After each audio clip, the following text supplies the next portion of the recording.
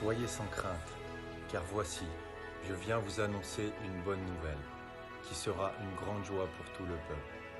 Il vous est né, un sauveur qui est le Christ Seigneur.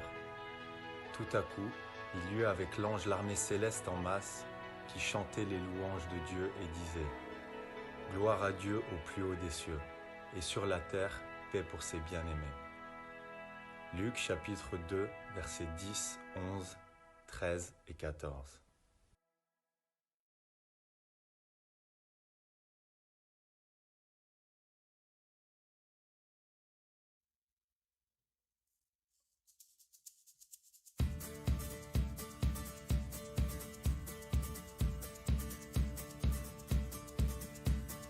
Les anges dans nos campagnes ont entonné l'hymne des cieux, et l'écho de nos montagnes redit ce chant mélodieux.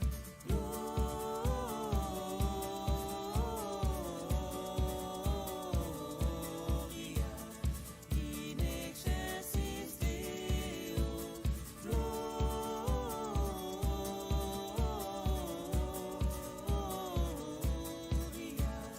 in excelsis Deo.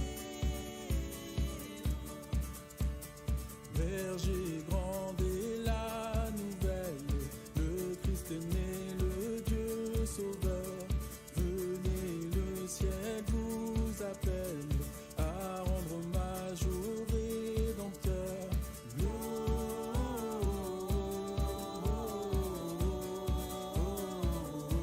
Gloria in excelsis Deo, Gloria in excelsis Deo. Apprenez tous la naissance d'un roi sauveur en Israël, que dans sa reconnaissance la terre chante avec le ciel. Gloria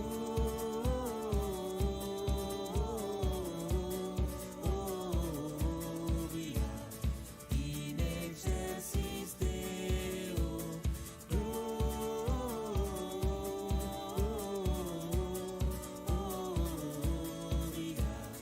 in excelsis Deo.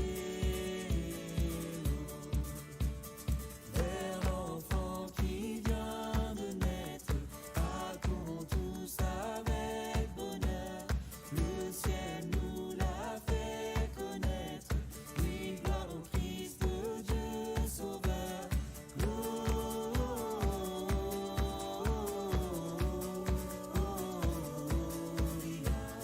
in excelsis Deo, Gloria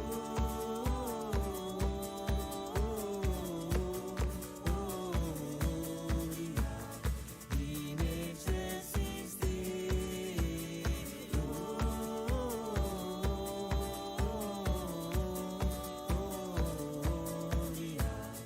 in excelsis Deo, Gloria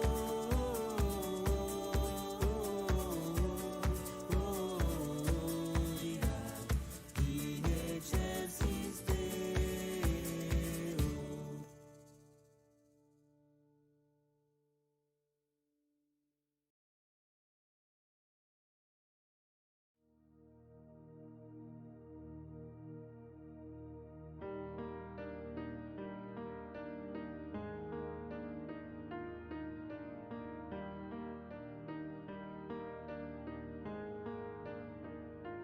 Ô peuple fidèle, Jésus vous appelle. Venez, triomphant joyeux, venez en ses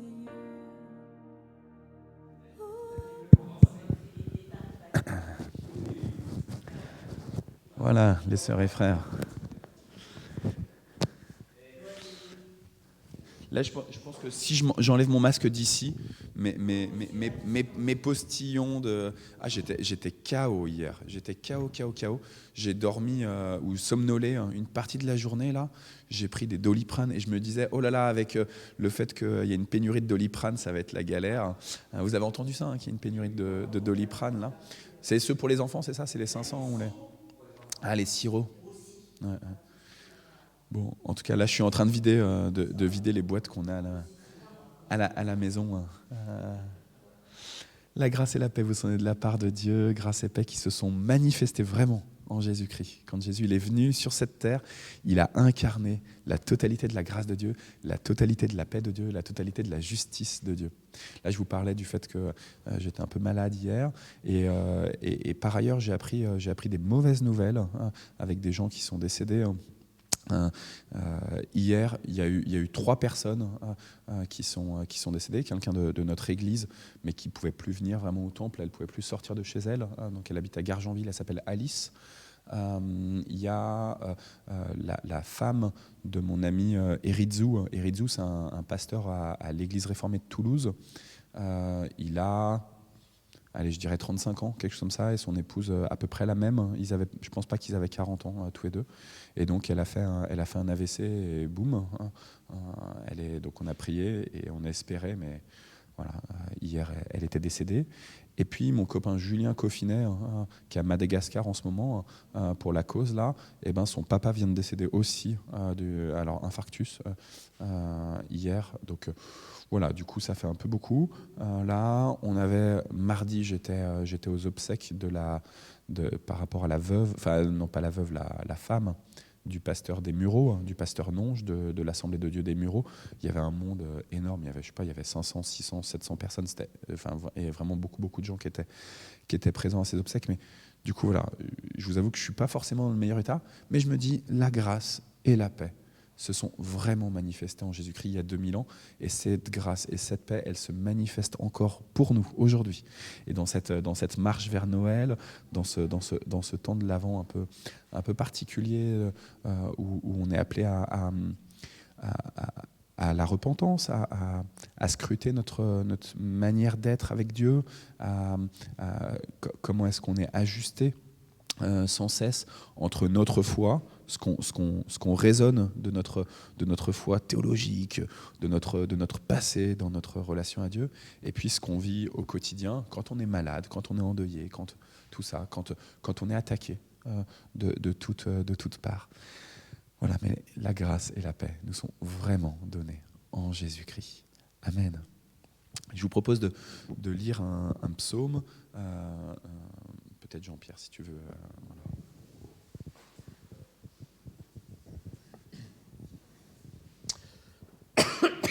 On tousse, on mouche. Un peu tout le monde. J'y vais là. Louez l'Éternel, mon âme, loue l'Éternel. Je louerai l'Éternel tant que je vivrai. Je célébrerai mon Dieu tant que j'existerai. Ne vous confiez pas aux grands, aux fils de l'homme qui ne peuvent sauver. À leur souffle s'en va, ils rentrent dans la terre, et ce même jour leurs desseins périssent. Heureux celui qui a pour secours le Dieu de Jacob, qui met son espoir en l'Éternel son Dieu. Il a fait les cieux et la terre, la mer et tout ce qui s'y trouve. Il garde la fidélité à toujours. Il fait droit aux opprimés, il donne du pain aux affamés. L'Éternel délivre les captifs. L'Éternel ouvre les yeux des aveugles. L'Éternel redresse ceux qui sont courbés.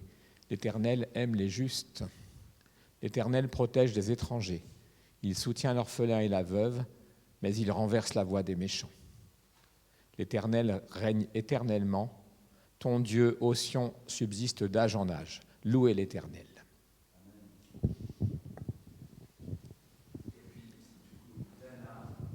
Si tu acceptes, si tu arrives à te réchauffer, voilà, pile poil maintenant.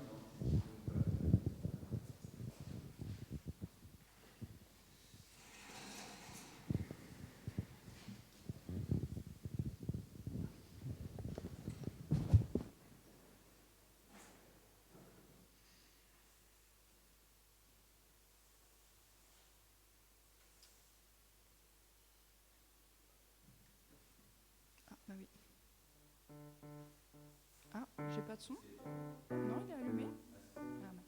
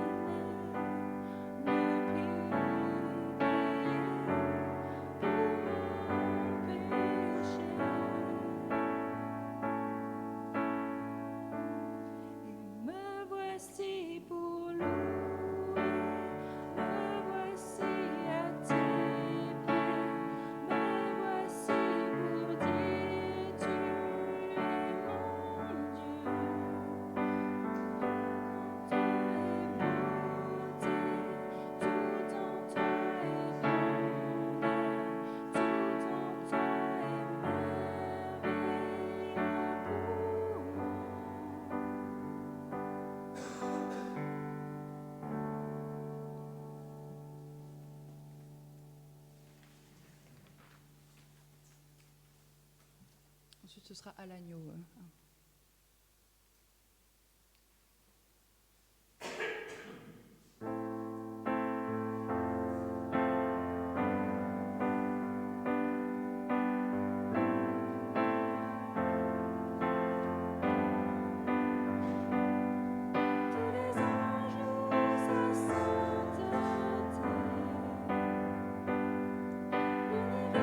crie sa majesté.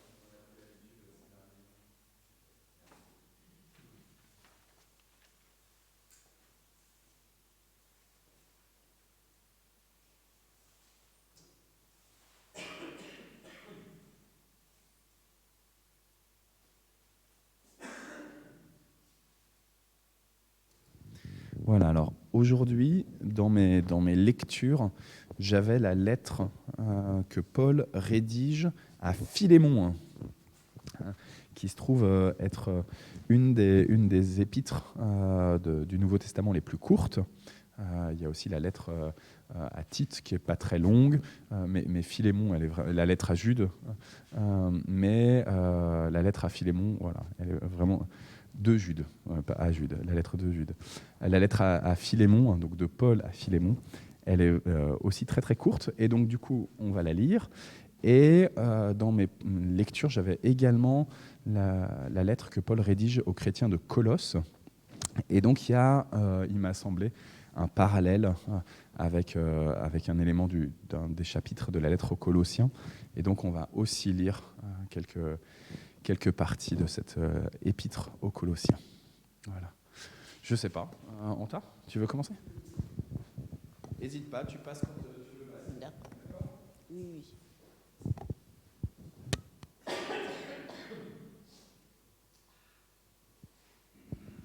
Au nom de Jésus, Paul, prisonnier de Jésus-Christ, et le frère Timothée à Philémon, notre bien-aimé et notre compagnon d'œuvre.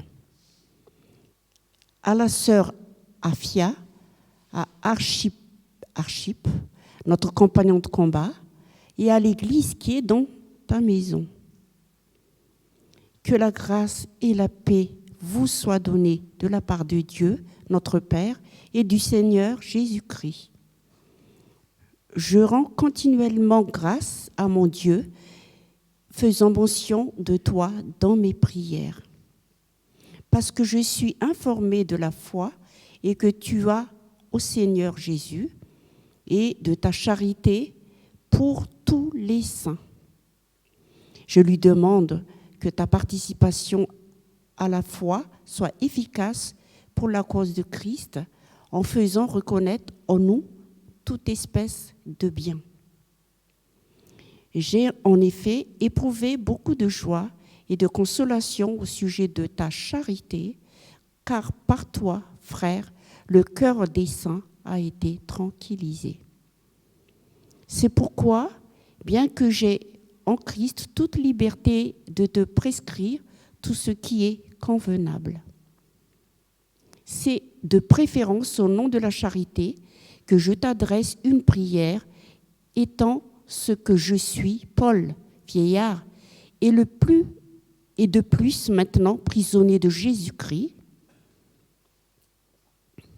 Je te prie pour mon enfant que j'ai engendré, étant dans les chaînes, Onésime,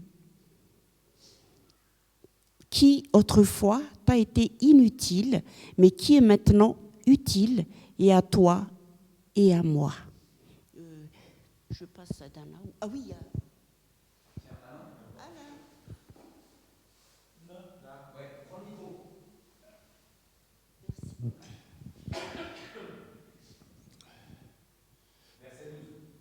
D'accord. Aussi, en te le renvoyant, je te renvoie une partie de mon propre cœur. J'aurais bien aimé le garder auprès de moi en prison pour qu'il me rende service à ta place pour la bonne nouvelle. Mais je n'ai rien voulu faire sans ton consentement, afin que ton bienfait à mon égard soit volontaire et non contraint. C'est peut-être pour cette raison qu'Onésime a été séparé de toi pour un temps très court, afin qu'il te soit rendu pour toujours, non plus comme esclave, mais bien mieux qu'un esclave, comme un frère très cher, car il l'est particulièrement pour moi, mais combien plus pour toi, tant humainement qu'en union avec le Seigneur. Par conséquent, eu égard à notre amitié fraternelle, reçois-le comme tu me recevrais, et s'il t'a fait du tort ou s'il te doit quelque chose, mets cela sur mon compte. Moi, Shaoul, qui ai écrit de ma propre main, je te rembourserai. Je ne mentionnerai pas, bien évidemment, que tu me dois ta propre vie. Oui, mon frère, je t'en prie, accorde-moi cette faveur dans le Seigneur. Réconforte mon cœur dans le Messie, ayant entièrement confiance au moment où je t'écris que ta réponse sera positive, et que tu feras bien plus que ce que je te demande. Une chose encore, prépare-moi une chambre, car j'espère que, grâce à vos prières, Dieu me donnera une chance de vous rendre visite.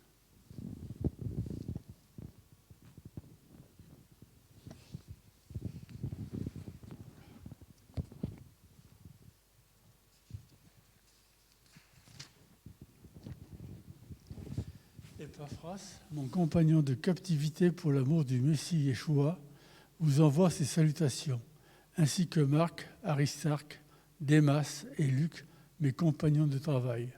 Que la grâce de notre Seigneur Yeshua, le Messie, soit avec votre esprit.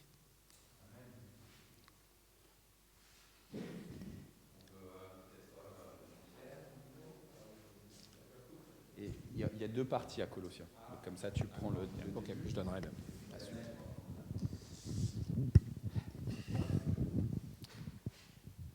D'accord, il y a deux morts. Ok. Donc, si donc vous êtes ressuscité avec Christ, cherchez les choses d'en haut, où Christ est assis à la droite de Dieu.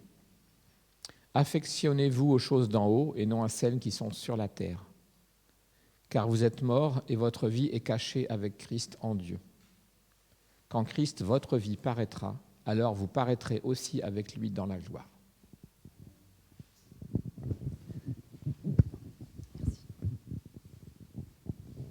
Femmes, soyez soumises à vos maris comme il convient dans le Seigneur. Maris, aimez vos femmes et ne vous aigrissez pas contre elles. Enfants, obéissez en toutes choses à vos parents, car cela est agréable dans le Seigneur. Pères, n'irritez pas vos enfants de peur qu'ils ne se découragent. Serviteurs, obéissez en toutes choses à vos maîtres selon la chair, non pas seulement sous leurs yeux, comme pour plaire aux hommes, mais avec simplicité de cœur, dans la crainte du Seigneur. Tout ce que vous faites, faites-le de bon cœur, comme pour le Seigneur et non pour des hommes, sachant que vous recevrez du Seigneur l'héritage pour récompense. Servez Christ, le Seigneur. Car celui qui agit injustement recevra selon son injustice, et il n'y a point d'acceptation de personne.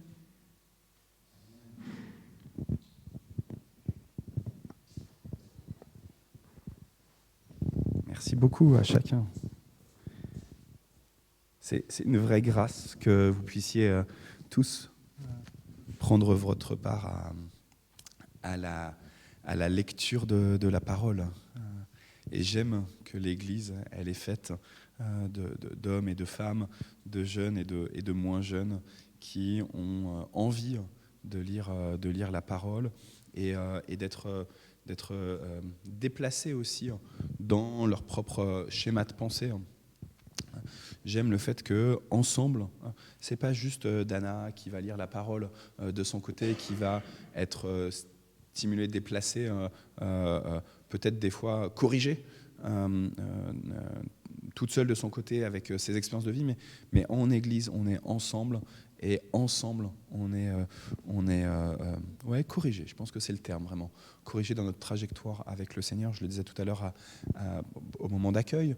Quand on est malade, quand on est endeuillé, quand on est attaqué de toutes parts, quand le ciel nous tombe sur la tête, pour reprendre cette expression des Gaulois, ou en tout cas des Astérix, tels que Uderzo et Goscinny nous l'ont raconté. Quand on a l'impression que le ciel nous tombe sur la tête, de se dire, ok, où est-ce que j'en suis et comment est-ce que des frères et des sœurs peuvent me faire du bien aussi. Comment je me laisse aussi stimuler, encourager par des frères et des sœurs. Et donc là, on a cette lettre que Paul envoie à Philémon. Moi, quand j'ai lu le texte, j'avais jamais fait très attention. Pour moi, c'est la lettre à Philémon. En fait, si vous avez été attentif quand Jean-Pierre, c'est toi, on t'a commencé à lire, la lettre, elle n'est pas adressée que à Philémon. Elle est adressée à plusieurs autres personnes. Alors, je ne l'ai pas là sous les yeux, je suis sur Colossiens là devant les yeux, mais il y a 3-4 personnes qui sont mentionnées au deuxième verset. Et on sent qu'il y a en fait, à la fois, je m'adresse à quelqu'un, mais je prends à partie un peu tout un groupe autour de Philémon. Comme si Philémon, quand il va recevoir la lettre, il ne sera peut-être pas tout à fait capable de recevoir l'ensemble de la puissance de cette lettre, il va avoir besoin de frères et de sœurs autour de lui, dans cette église qui se réunit dans cette maison, c'est des églises de maison à l'époque, dans cette église qui se réunit dans cette maison, pour pouvoir saisir la puissance de la parole de Dieu pour lui et pour toute la maisonnée. Parce que finalement, l'objectif de Paul, c'est de proposer un changement de relation entre Philémon et son ancien esclave, Onésime. Vous avez bien entendu toute l'histoire. Donc Onésime était esclave, était un serviteur, un esclave de Philémon. Il n'a pas été très utile, donc on pense que c'était un mauvais serviteur, mais surtout il est parti. Il a reçu Christ entre les mains et l'enseignement de l'apôtre Paul. Et puis là maintenant, qu'est-ce qu'on fait de ces nouvelles relations ? Et évidemment, Paul, il est malin. Et à la fois, il dit à Philémon, tu es complètement libre, je te le renvoie, c'est ton esclave. Et en même temps, il lui dit, mais attention, maintenant, son statut a changé parce que maintenant, pour Dieu, il est un de ses enfants. Et du coup, pour toi, il est un de tes frères. Il est plus simplement ton esclave en dessous, mais il est bien plus que ton esclave, il est ton frère bien-aimé. Et donc, si tu as de l'amitié pour moi, reçois Onésime, que je te renvoie vraiment, et que tu as le droit de le reprendre comme esclave. Mais si tu as de l'amitié pour moi, aie de l'amitié, ça veut dire accepte de le rendre libre, cet Onésime. Et évidemment, Paul, il pousse un peu quand même le bouchon. Il lui dit, n'oublie pas la vie que tu me dois. Sache que lui aussi, il me doit la vie éternelle, bien sûr, dont on parle. Et donc, il essaye vraiment de donner plein d'arguments pour que Onésime puisse comprendre, pour que Philémon, pardon, je suis désolé, c'est la fatigue, pour que Philémon puisse comprendre que maintenant, il y a une nouvelle relation à laquelle il est appelé avec Onésime. Moi, j'ai du mal, à vous dire vrai, à accepter que les gens changent. J'ai tendance à me dire, Jean-Pierre, je le connais, il est comme ça. Anta, je la connais, elle est comme ça. Et puis Alain, je le connais, il est comme ça. Et puis Dana, je la connais, elle est comme ça. Et j'ai tendance à me dire, voilà, Dana, c'est bon, je sais que ça ne changera pas, c'est comme ça. Peut-être que vous avez aussi la même tendance à avoir du mal à accepter que les gens changent. Je vous ai déjà raconté un culte du jeudi, quand j'étais à l'école primaire, il y avait une de mes camarades qui s'appelle Émilie, qui était vraiment harcelée par l'ensemble de notre classe. Et tous les camarades de la classe, il la rejetait, ils étaient odieux avec elle. Vraiment, il la traitait mal. Vraiment, il la traitait très mal. Sans forcément en venir à des coups, mais par les mots, par le comportement, etc. Et c'était les garçons et les filles de la classe qui étaient vraiment désagréables avec Émilie. Et on était deux à essayer de prendre un peu soin d'elle. Et avec la difficulté on ne veut pas être mal vu par l'ensemble du groupe, classe, et en même temps, on n'a pas envie que Émilie, elle soit tellement houspillée. Et Émilie, elle est sur Copain d'avant, et elle est sur Facebook. Et puis, il y a quelques mois de cela, peut-être maintenant, ça commence à faire, peut-être il y a 1 an ou 2 maintenant, elle m'a envoyé un message en me disant « Arnaud, sache que il y a telle personne de notre classe qui m'a envoyé un long message pour me demander pardon par rapport à ce qui avait été vécu quand on était en primaire. » J'ai aucune idée si ce garçon-là, il a reçu Christ. J'ai aucune idée, je sais rien de lui, j'ai pas de contact avec lui. Je pense qu'il fait partie de mes amis Facebook, mais je suis même pas sûr. Et j'ai pas de contact avec lui. Mais j'ai été impressionné par le fait que Émilie vienne vers moi. Alors elle sait que je suis pasteur, mais vienne vers moi et me dise, voilà, sache que il y a eu un changement dans la vie, en tout cas une demande de pardon, une contrition, une forme de contrition. Et je trouve ça beau parce que Émilie, dans son message, elle a pu me dire, voilà, maintenant je me sens en paix. Je me sens en paix. Justice a été prononcée, pas extérieurement, mais par un changement radical de cœur. Alors, ça fait des années, hein. Ça fait des années. Là, j'ai 40 ans, Émilie, donc elle en a 40 aussi. C'était il y a une trentaine d'années. Un peu plus.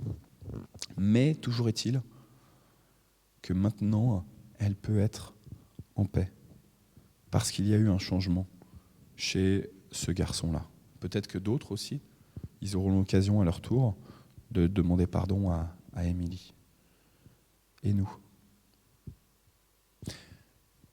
Je voulais donc lire Colossiens, parce que Colossiens chapitre 3 parle justement des relations qui sont transformées, transfigurées par Christ. Vous êtes vraiment morts avec Christ. Vous êtes vraiment morts avec Christ. Et donc vous êtes vraiment ressuscités par lui. Et puisque vous êtes ressuscités par Christ, alors toutes vos relations, elles sont appelées à être nouvelles en Christ.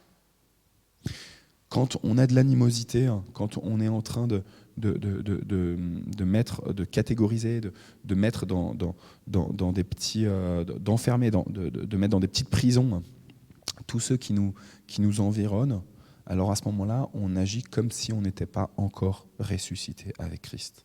On agit comme si on n'était pas nous-mêmes transfigurés par Christ, qui n'a pas daigné, il a accepté de vivre l'incarnation comme nous,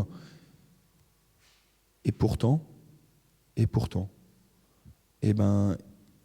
n'a pas été contre ceux qui venaient le chercher sur le mont du Golgotha.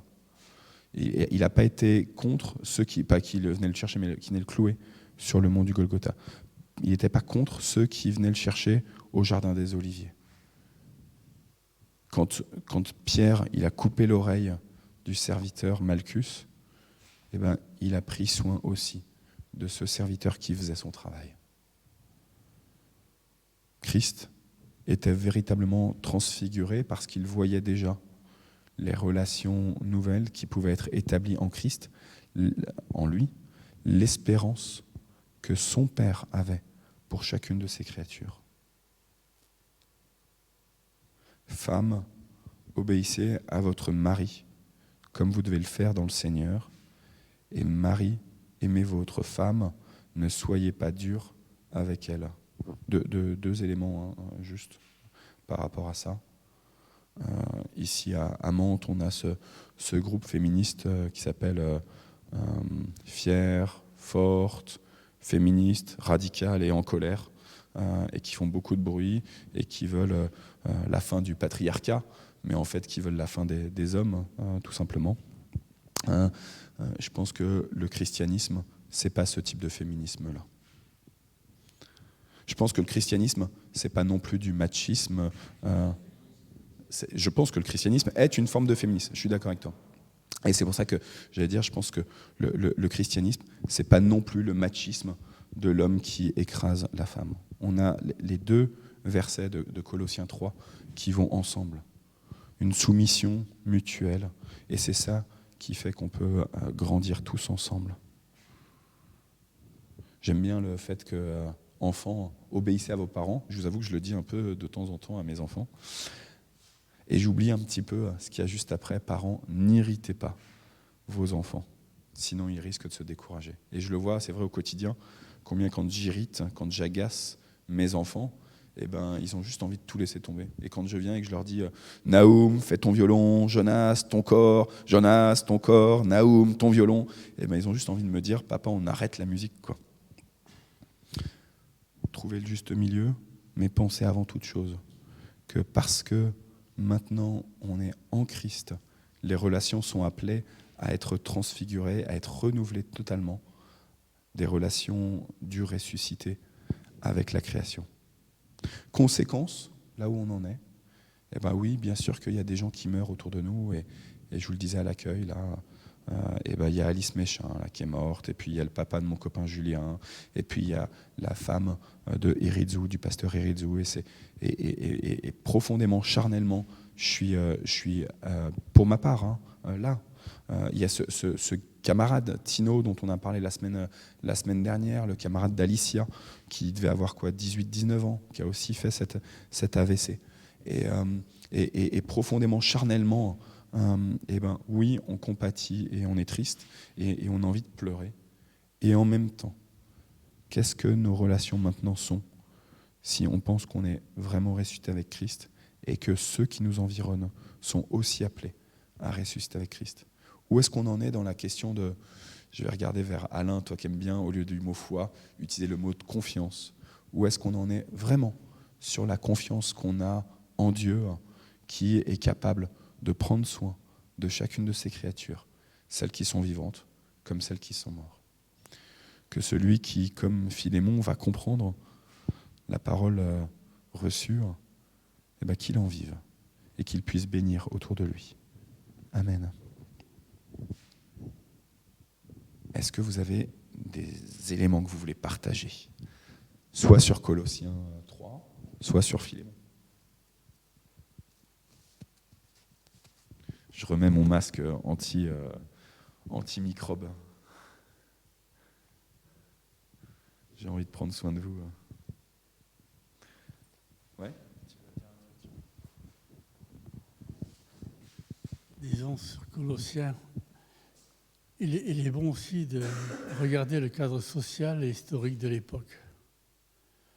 Actuellement, le couple est uni et les deux se regardent ouvertement, franchement, mais quasiment à égalité. Mais à l'époque, ce n'était pas le cas. Et il faut comprendre ces termes dans ce contexte-là. Et Pierre, par la suite, sera encore plus précis. Marie, aimez vos femmes comme Christ a aimé l'Église et a donné sa vie pour elle. Donc nous avons une précision énorme. Et c'est une grâce de Dieu, cet enseignement-là.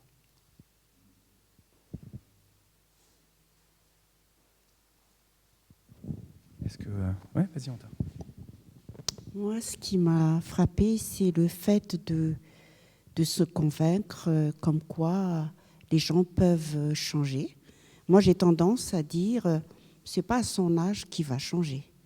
Alors à chaque fois, je dis ça. Mais des fois, je réfléchis, je dis, mais oui, mais Dieu peut changer les gens. Ils ont peut-être un plan pour eux. Ils sont comme ça, mais ils peuvent changer. Mais c'est vrai que j'ai vraiment tendance à dire, oh non, il ne va pas changer. Tout simplement ça. Merci. Merci à toi, Anta. Merci d'être comme ça, oser se dévoiler.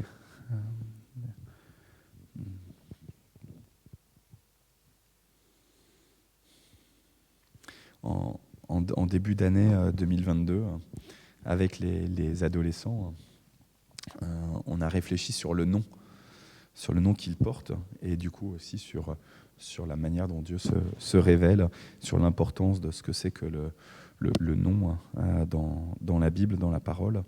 Et puis, moi, c'est souvent ça, tu vois, avec la question du nom. Ah, un tel s'appelle comme ça, bah voilà, je sais comment il va être. Donc, ouais.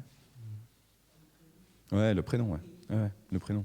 Ah, elle s'appelle Anta. Ah bah c'est bon, j'ai connu d'autres Anta, je sais comment les Anta fonctionnent, tu vois.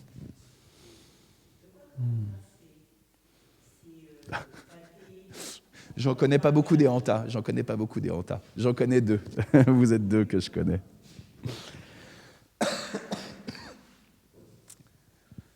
Ok. Vous avez d'autres remarques? Non? Alors je vous propose de prier. Est-ce que tu m'as imprimé ou pas le fil rouge? Sinon, j'allais le prendre dans le...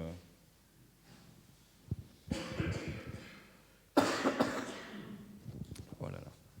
C'est de saison. Merci beaucoup. Ça va passer.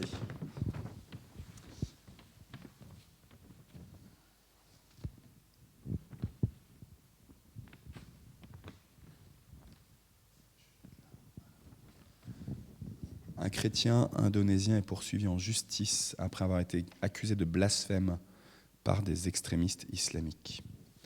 Grazia Pello et sa famille sont en danger. Cet apologète indonésien accusé de blasphémer l'islam sur sa chaîne YouTube a été arrêté le mercredi 7 décembre. Il a été placé en détention par la police, mais les soucis de Grazia Pello ne s'arrêtent pas là. Juste parenthèse, un apologète, c'est quelqu'un qui est capable de défendre la foi chrétienne par des écrits, principalement. Le théologien est la cible d'extrémistes islamiques qui l'accusent d'avoir donné une fausse interprétation sur un sujet du Coran il y a 9 mois. Grazia et sa famille sont menacés. Traumatisés, sa femme et ses enfants vivent dans la peur et ont besoin de trouver la paix et la sécurité. Notre partenaire sur le terrain a déclaré « Nous nous associons à des avocats locaux pour l'aider, nous faisons de notre mieux pour le soutenir. » Avant de conclure par une demande, veuillez prier pour nous. Le combat se situe sur le terrain spirituel, mais aussi judiciaire, car les droits de ce chrétien n'ont pas été respectés. La persécution que subissent Grazia et les siens a lieu dans un contexte de radicalisation de la société indonésienne, avec parfois la complicité des autorités de la police. Voilà. Donc avec cette demande de à la fois rendre grâce sur cet appel, ce ministère que Grazia il a, prier pour sa famille aussi, qui, vous l'avez entendu là, elle est quand même très perturbée et apeurée. Et puis évidemment prier pour que la justice humaine corresponde bien à la justice de Dieu.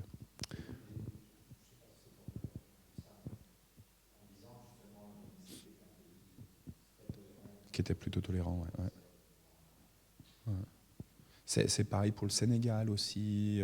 Il y a beaucoup de pays où il y avait une tolérance et même une amitié entre chrétiens et musulmans.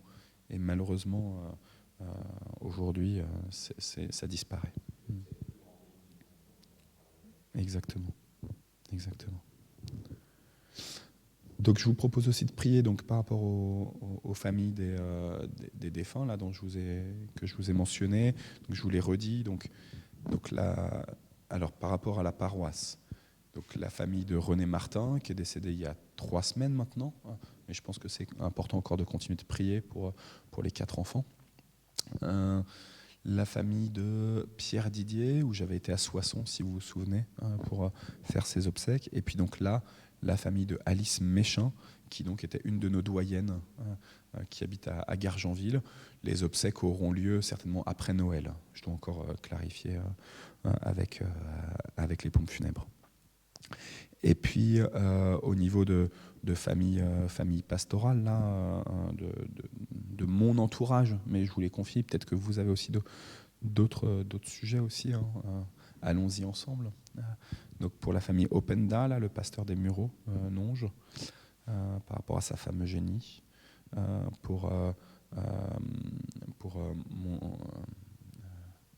mon ami Erizu, donc, qui est pasteur à Toulouse, et sa femme, elle s'appelait Mialitsu, et donc lui c'est Erizu Rajakoba. Alors, je le dis à la française, désolé. Qui donc est un des pasteurs de notre union d'église et qui est dans le courant évangélique, donc le courant des attestants. Et puis mon ami Julien Coffinet, qui est à la Fondation La Cause et qui donc vient de perdre son papa. Et puis je vous propose aussi de prier, là on élargit encore un petit peu le cercle, mais vraiment aussi pour la famille d'Alicia Vigouret, donc une de nos jeunes paroissiennes, mais donc qui est assez perturbée par le décès de son camarade de classe, Tino. Voilà. Il y a peut-être d'autres sujets que vous voulez mentionner.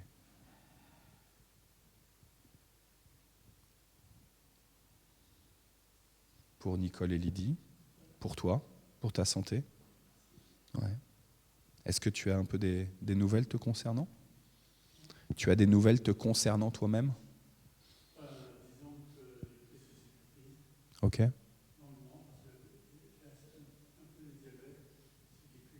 Ça met plus de temps à cicatriser.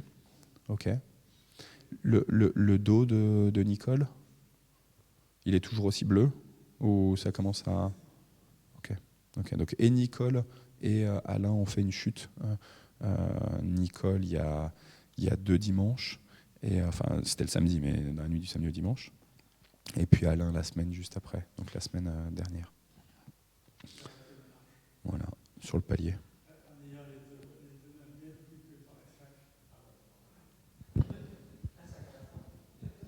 Ouais. Des fois, on se dit un étage, allez hop, ça va vite. Je prends les deux, mais ouais. Bon. Peut-être qu'on peut prier aussi pour, puisque tu en parlais tout à l'heure, Anta, de la maraude de samedi.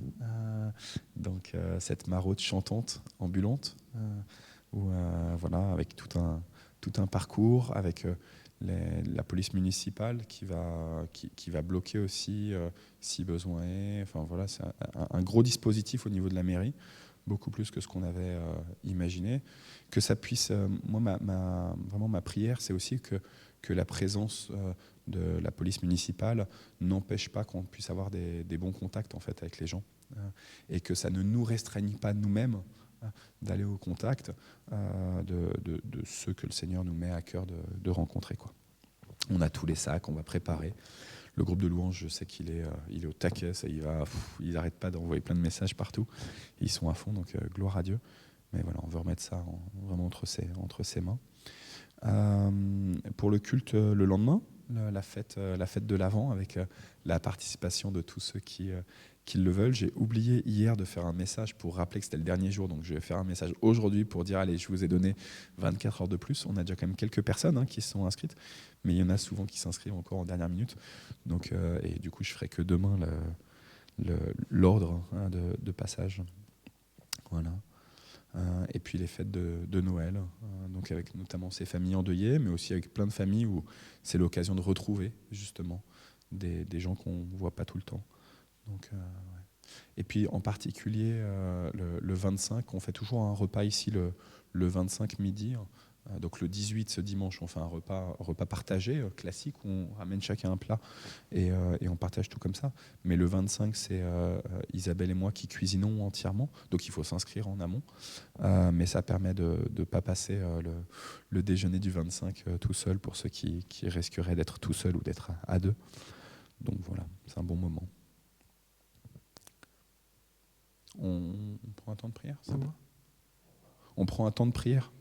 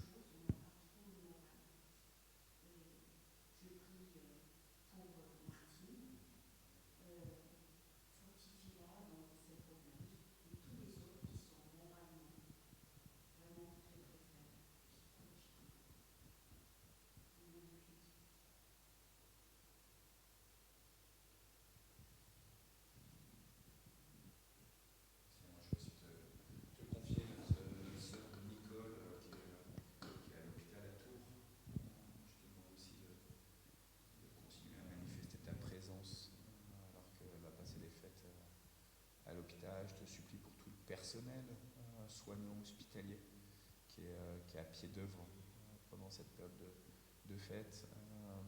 Et voilà, c'est pas évident pour eux. Donc je demande vraiment, Seigneur, de démultiplier ton esprit sur eux pour qu'ils puissent être rassasiés de force et de discernement dans les décisions qu'ils ont à prendre. Je te supplie aussi par rapport à tout le débat politique sur la fin de vie. Je te prie vraiment pour notre pays et pour les femmes et les hommes qui sont en discussion, en débat. Que ce soit toi qui règnes, s'il te plaît, Seigneur. Que ce soit toi qui règnes. Amen.